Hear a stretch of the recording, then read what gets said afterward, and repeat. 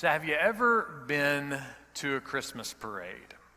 How about have you ever been in a Christmas parade? A few years ago, my mom found an old VHS tape at their house from our hometown Christmas parade from 1989. And in case you need this information, there is still a combo TV VCR here at our church. So if you need a VHS, we got you covered. So I brought it down here and watched a few minutes of it. And it was fascinating. My friend Stacy, she was behind the camera. She was filming. She was over in the crowd kind of filming. I was in the parade on a float, which wasn't really a float. It was a pickup truck. And I was in the back of the pickup truck with all of my fellow alumni from Palmetto Boys State and Palmetto Girls State. And we're rolling along, and I'm standing next to my best bud Candace, and we're laughing and waving at Stacy, and as soon as I kind of see this image on the screen, I'm like, yeah, something's not right, because I'm wearing a big, fluffy, puffy white jacket, and I was like, I don't own a big white, puffy, fluffy white jacket. Something's not right. And I looked at it and I thought, I don't even remember wearing jackets when I was in high school. Where in the world did this jacket come from? So I took a screenshot of it and I looked at it and I thought, that didn't even look like a guy's jacket. So I texted the picture to Candace and I said, I'm pretty sure I'm wearing your jacket at the parade. And the only thing I can figure is that I didn't bring a jacket. It was freezing cold.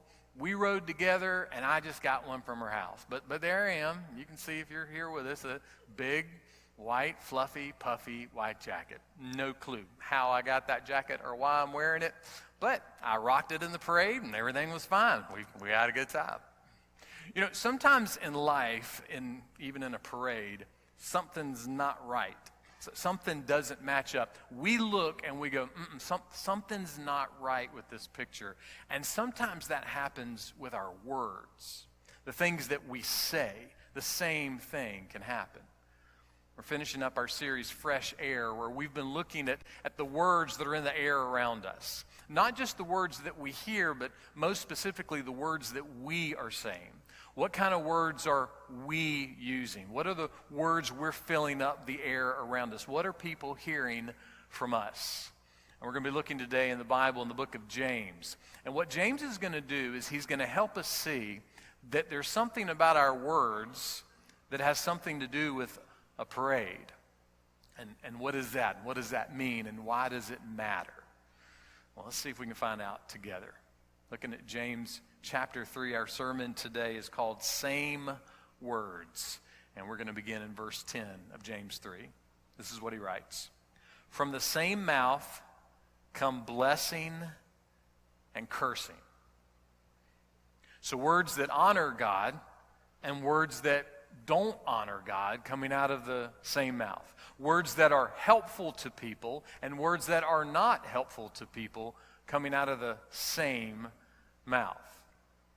Someone once said that every time you speak, your mind is on parade. That the words coming out of your mouth, it's a parade of what's going through your mind. That your words reflect what you're thinking. Now, Jesus took it a little deeper. One day he was teaching in Matthew 15:18. He said this, the things that come out of the mouth come from the heart.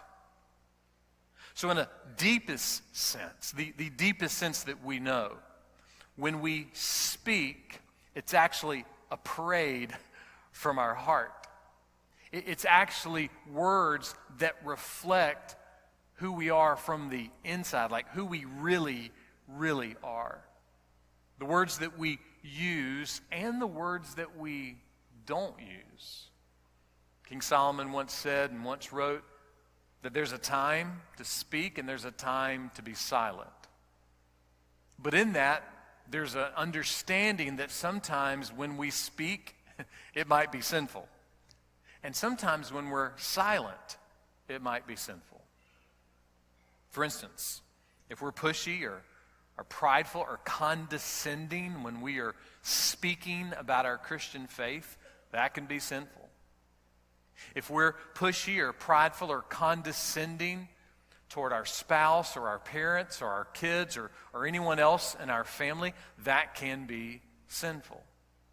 If we're pushy or prideful or condescending in the words that we speak to people that we work with or go to school with or stand in line with at the grocery store, that can be sinful. And likewise, on the flip side, if we refuse to speak words to our spouse, to our parents, to our kids, to other people in our family when words are needed, that can be sinful. If we refuse to speak words about our faith in Christ, then that can be sinful. If we refuse to speak words to people that we work with and go to school with and shop with and different places, words that could be helpful and needed, then that too can be sinful. Our words and our silence have the ability to honor God and help others, or our words and our silence have the ability to not honor God and to not help others. None of us are perfect, but would most people, when they think of who we are, the people that know us best, that are around us the most, would they say that our words are more full of blessing or full of cursing? Now, we hear that word cursing and we immediately think, oh, four-letter words and bad language. Or maybe we think of cursing as voodoo doctor on an episode of Gilligan's Island. I don't know. We have ideas when we hear cursing. But the word here for cursing does not mean bad language or a voodoo doctor with the skipper and Gilligan. No, the word here is basically the opposite of blessing in a sense. And the word for blessing means to speak well of someone. So if you're cursing, you're not speaking well of someone. You're not speaking well of something or some situation. You're actually speaking in a way that's not helpful, that's not good. And actually there is a desire to not bless someone. There's a desire to hurt someone, to take a jab at someone, to criticize someone, whatever it may be. So again, just generally speaking, looking at your life, thinking of your words, thinking of your language, thinking of your attitude. Do you see more blessing or more complaining? Do you see more blessing or more criticizing? Do you see more blessing or do you see more crude jokes? Do you see more blessing or do you see more griping or more gossiping or more anger or more sarcasm? What is it that you see and hear from your own heart and in your own words, and what do others hear? Is it blessing or is it cursing? James says blessing and cursing coming out of the same mouth. Now, what kind of math is that? Well, he tells us, verse 10, my brothers and sisters, these things should not be this way. Well, why? Why should it not be that way? I mean, if we're all sinful, if none of us are perfect, if there's no way that any of us are ever going to say the right thing all the time, what's the big deal? Why does it matter that blessing and cursing shouldn't come from the same mouth? Well, James is going to help us kind of think through this with some word pictures. Look, beginning in verse 11. Does a spring send out from the same opening both fresh and bitter water? Have you ever been down to God's Acre Healing Springs? It's down in Blackville. It's about an hour from here off Highway 3. When my boys were playing sports in high school, sometimes we had to go that way for away games. And so I stopped by a couple of times. It's right there off the road. And when you get there, there's a place for you to pull up, and there's a huge pipe coming up out of the ground, and there's 4 little spigots coming out, and it's pouring water. And I've filled up a couple of water bottles. It's good water. It's really good. Now, can you imagine going to a natural spring like that and filling up your water bottle and taking a huge swig, and it tastes like water from the Gulf of Mexico? Well, no, you wouldn't imagine that. Why? Because a spring doesn't pour forth salt water. It's not how it works. Likewise, what James is doing, he's going to say this: if we profess to be followers of Jesus Christ, then blessing and cursing should not pour forth from our mouths. That's not how it should mark what we say and what we do and what's coming from our words. He's going to go a little more. Verse 12. Can a fig tree, my brothers and sisters, bear olives, or a vine bear figs? can't walk up to a fig tree and pick off an olive because fig trees don't bear olives. And you can't walk up to a grapevine and pick a fig because grapevines don't bear figs. It's not how it works. One day Jesus was teaching and he said this, Luke 6:44, "For each tree is known by its own fruit."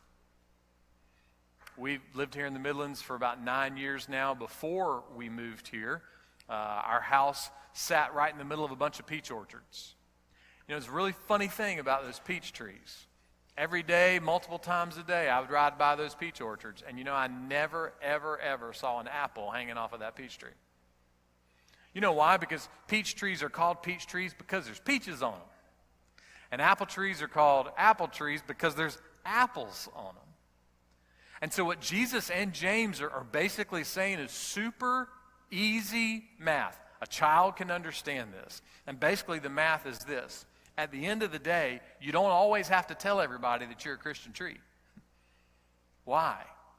Because if you're a Christian tree, they'll see the fruit hanging off. They'll see the Christian fruit hanging off the tree. See, you can't duct tape Christian fruit on a tree. That's just not how it works. It's either real or it's phony. Now, it doesn't have to be perfect, okay? It doesn't have to be perfect. Every single peach that comes off of every single peach tree is not sent to the peach market. They have what's called culls. And a cull is a peach that's kind of beaten up, it's bruised, it don't look nice. And it won't go off to market, but it's still a peach. It's still the right fruit. And so what Jesus and James are doing here is they're hitting some categories. Our words, our actions, our conduct, our conversations, our attitudes, our opinions. They're hitting the same topics. When it comes to those things, what are we most known for? Words, actions, conduct, conversation, attitudes, opinions. What are we known for? Are we known more for blessing, or are we known more for bullying? Are we known more for cursing, or are we known more for caring? Are we known more for positive or negative? Are we known to be honest and upfront about things, or are we known to be sneaky and behind the scenes about things? Are we known to be encouraging or critical? Are we known to be trusting of people, or always accusing everybody of everything? Are we known as being humble or know-it-alls? Which is seen? What's most seen in our words? When people see you coming, do they smile and wave, or do they hide behind the banana display in the produce section, hopefully that you won't see them? You know? What is it about who you are? What is on your tree? What's hanging off of your tree? Do you have Sunday morning only Christian fruit? Do you have homecoming, Easter, Mother's Day, Christmas only fruit? Just fruit for a few Sundays out of the year? Or can the people that you live with and the people that you work with and the people you go to church with and the people that you stand in line with at the grocery store, can they see not perfect people, but can they at least see a few culls hanging off of your spiritual life? Someone once said you may have to look a long time to find a couple of little grapes. But at the end of the day, if someone is truly a follower of Jesus Christ, there will be fruit. It'll be there. There'll be some measure of consistent evidence that Jesus is the Lord of that person's life. So, is there evidence in your life? Is there evidence that you are believing in and relying on and trusting in and clinging to Jesus as the ultimate hope, the ultimate salvation, and the ultimate authority in your life? Is there evidence that Jesus is the Lord of your life? Or, if your heart was really, really, really honest, are you the Lord of your life? Or are you the Lord or lady, if you want, of your own life? Is it your way or no way? You know, it's not hard to figure out. I mean, we kind of know this. It doesn't take but a few seconds to look in the mirror and go, I don't know, is Jesus Lord or am I Lord? Is it my way or his way? And not just looking in the mirror, most of the time, it doesn't take other people a lot to figure out where we are and what's going on. For instance, I was listening to a podcast this week, and the title of the podcast was, "What Kind of Leader Are You?" And it was interesting because during the podcast, they basically give 6 different types of leaders in the life of the church. So I'm just going to give these to you really quick. Founder, builder, decliner, reformer, maintainer, or failure. Just those 6 kind of general categories of leadership. You could probably come up with 60, but we'll go with these 6. And if we look at those from a biblical standpoint, we could say a founder would be maybe somebody like Paul, who founded churches. He started them. And then a builder might be someone like Timothy, who came along after it was started, and they built up and hung in there and did all the hard work of the day-to-day ministry in the life of the church. If we looked at somebody who was a decliner, we could say it'd be somebody like Isaiah, someone who was faithful, who honored God, but they just showed up in a season of life when the church or the ministry or the world was in decline. They didn't do anything wrong. They didn't create the decline. They just had to serve in the middle of the decline. That'd be Isaiah. Then a reformer would be somebody like John the Baptist, somebody that was transforming the way people were thinking about what it meant to follow after God. A maintainer would be someone like Elisha, who just continued the ministry of Elijah, just kind of kept things going as they were. And then a failure would be someone like King Saul, someone whose immorality, whose arrogance and pride destroyed their personal life and therefore destroyed what they were leading. Founder, builder, decliner, reformer, maintainer, or failure. Now, here's the question. Some of you, first time you've ever seen me, don't worry about it. You don't need an answer for it. But if you've been around me a few times, which one do you think I am? Because here's the thing. On the podcast, they said most of your people know what kind of leader you are. You don't have to do a lot of multiple choice. You don't have to ask everybody for a lot. Most everybody kind of knows it. It doesn't take a long time for them to kind of figure it out. So I will say this. I'm not a founder because I didn't found anything. Maybe I have a little bit of builder in me. I don't think I have any decliner in me, although I have been places wherever I was, it was already in decline. And I would say this too, just as a word of note. Before COVID, and I'm just speaking from a Southern Baptist standpoint because that's all I've ever been in my life. Before COVID, from 1985 until 2019, the Southern Baptist world was in significant decline. The church as a denomination decline across the board. And then COVID hit, and it just really was a whole nother sucker punch. So there's a lot of incredibly faithful pastors, faithful elders, faithful deacons, faithful church members that are existing in declining churches, and it's nothing that they did. And then there's other declining churches that it's everything that they did. They just said, no, we're going to protect our country club, and we don't care what God may want. So decliner, I don't know. Reformer, maintainer, failure. Thankfully, I don't have any of that. Immorality and personal failure. So when you look through that list, it's like, yeah, there's maybe one or two that fit, but it's not like a really hard essay question, right? Well, the same is true when it comes to being a Christian, that you don't have to work really hard. You know, over the last 30 years, I've preached a lot of funerals. I've never preached anybody into heaven, but I never preached them into hell either. You know what? You do that on your own. It's not anything that anyone has to say about you.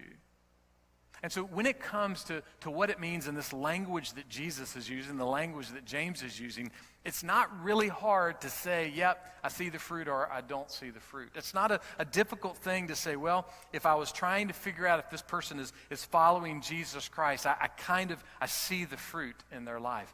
And that fruit, the seed of that fruit, is not in the pew. It's not in the auditorium. It's not in the classroom. The seed of the fruit of Christianity is in the heart.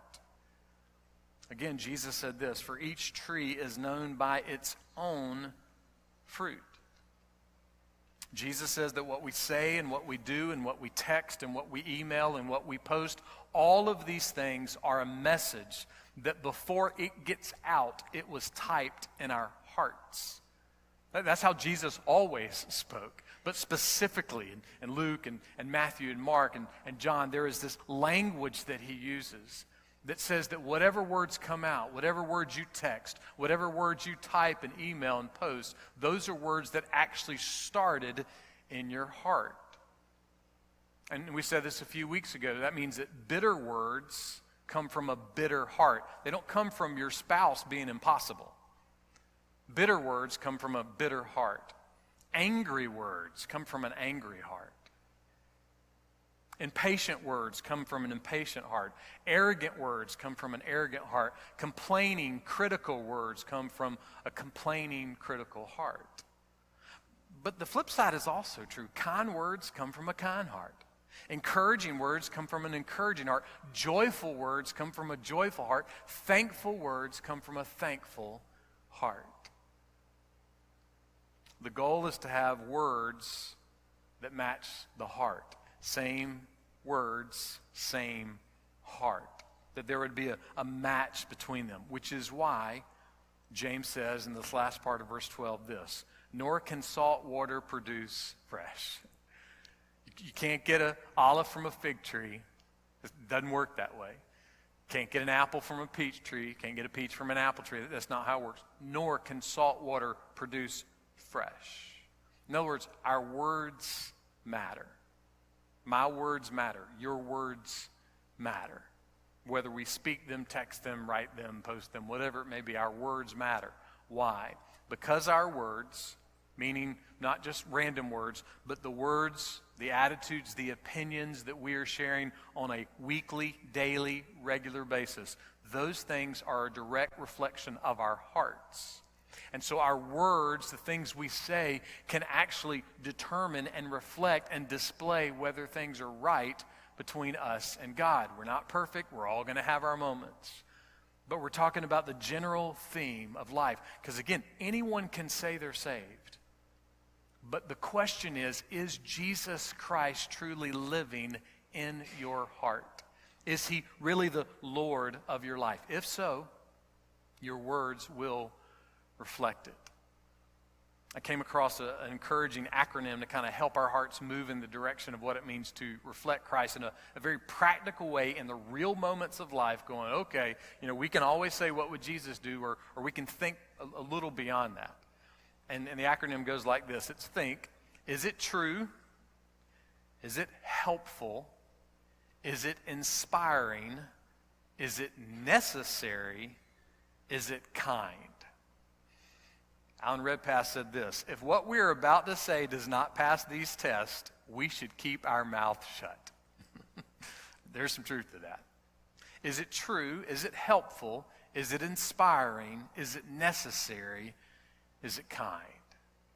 And I just challenge you a little bit as we enter into this season of politics. That still applies. It still applies. Is your favorite candidate someone who thinks? Do they exist for something that's true and helpful and inspiring and necessary and kind? Or do their words sound completely different? And that's true for us as well. In our moments of life, are we thinking? Or are we just talking? Our words matter. Again, none of us are perfect. We're just not. But looking at the normal patterns of our life, is there blessing or is there cursing? What is it that's coming out of our heart that's on parade for the world to see? A pipe from the ocean is not going to produce fresh spring water. It's not how it works.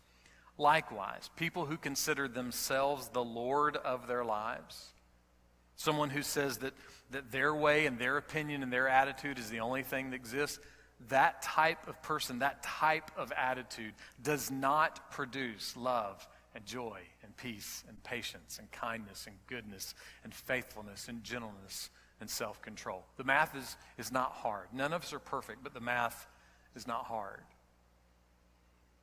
Jesus said, for each tree is known by its own fruit. So, where's your heart today? Where's your heart today? What's the fruit in your life? What's your heart listening to? We want you to know that until Jesus returns, and again, there's every reason to believe he will. More than 300 very specific prophecies about Jesus Christ were foretold before he was born. He fulfilled every single one of them. The math on it is astounding. So we have every reason, not just because the Bible says it, not just because Jesus proclaimed it, because there's a weight of practical historical evidence in his corner. So until Jesus returns, which could be any moment, the one thing we want you to know is there is never a millisecond where Jesus is not saying to me and saying to you, come follow me. Come follow me. And if you do turn and follow Jesus, as an old song says, you may not hear a heavenly choir. You may not see angels and dazzling clothes. You may not have some superhuman, omnipresent experience. But you will be able to say, Jesus, I know you now. I'm not sure before, but I know you now. Beyond any shadow of a doubt, I know you now. I've had moments in life where I've struggled with my faith, had moments of doubt even. And it's the words of that song that will sometimes just click back in my mind. This is going on. This is happening. This person said this. This happened to this person. This situation is out of control. But I know you, Jesus. And you know me.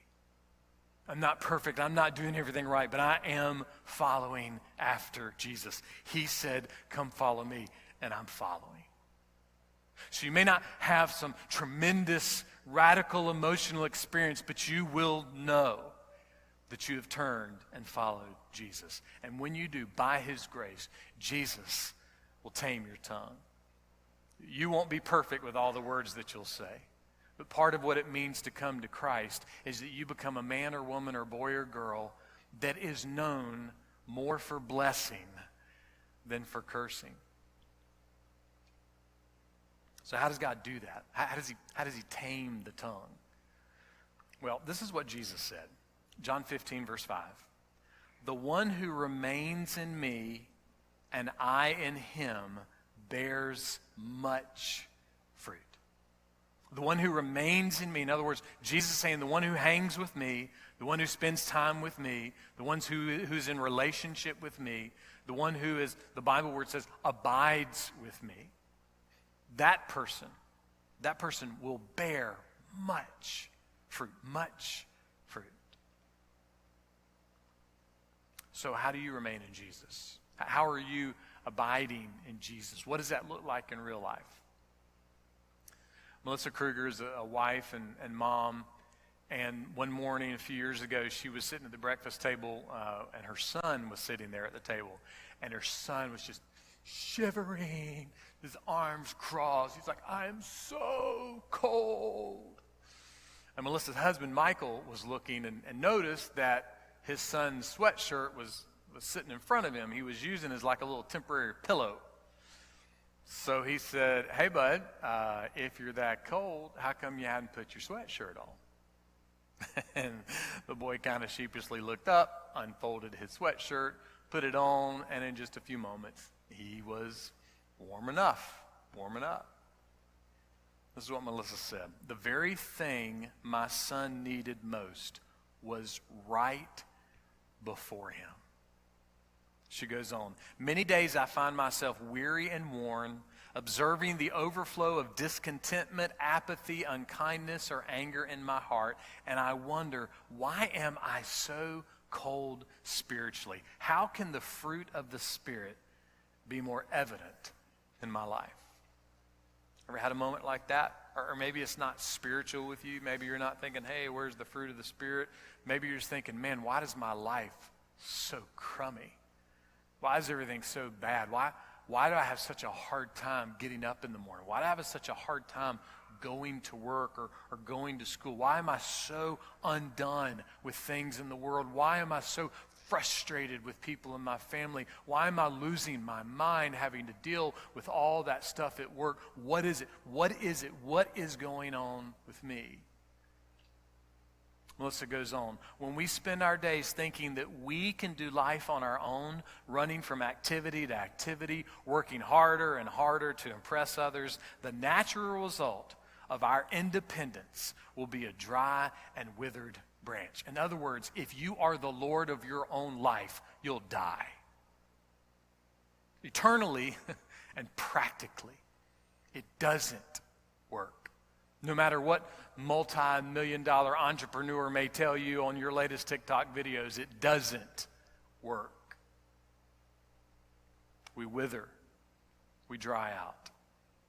Melissa said this, impatience, unfaithfulness, unkindness, and a lack of peace are signs of our self-reliance. Not perfect because we all struggle, but impatience, unfaithfulness, unkindness, lack of peace. Any of us struggling with those things? It could be too much self-reliance, too much, I'm the Lord of my life.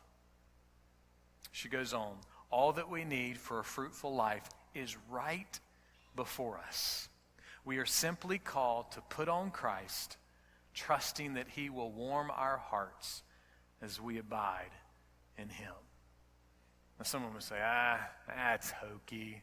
That's all you got to do is just put on Jesus. Well, it's a thing. You know, it is kind of a thing. You know, I actually don't need a big, white, fluffy, puffy religious jacket to make it in life. When it comes to the parade of my words, the parade coming from my heart and my mind, what I need the most is the sweatshirt of faith. Something that's kind of always around, something that's easy to put on, something that will change me in just a few moments. You see, to abide with Jesus, to remain with Jesus, to be in a relationship with Jesus, you know, it's not this, you know, crazy mystical thing. It's kind of a real thing. And it simply put is live by like reading your Bible and praying, being a part of a local church, having Christian friends cheer you on, encourage you, hold you accountable, all of those things. It's not a hard thing. The sweatshirt isn't hard, but it's good. The sweatshirt is very good. You see, everything that we need is right in front of us. Everything that we need to fill the air with the words that people need the most. It's right in front of us. It's not hard to figure out. It's right there, and it's all found in Jesus. So there could be a million different ways that we talk about this. But I just want to keep it super crazy simple because we're in this together. So for the glory of God, for the good, the benefit of people around us, not just here in this room, but anywhere we are, the general benefit of the people around us at work and school and home and other places, but also for the potential eternal benefit of others. Let's do this. Let's take the simplicity of this and let's make it our goal together to abide in Jesus, to remain in Jesus. Because if we do, his promise is that we will bear much fruit. With our words, with our thoughts, with our actions, with our influence.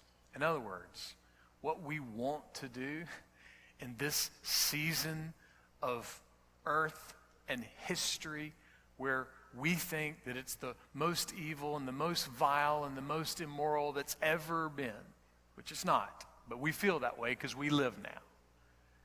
But because of this moment, because of those realities, the greatest thing we can do is we can freshen up the air with the glory of God. So simply put, let's have the same words, because we have the same hearts.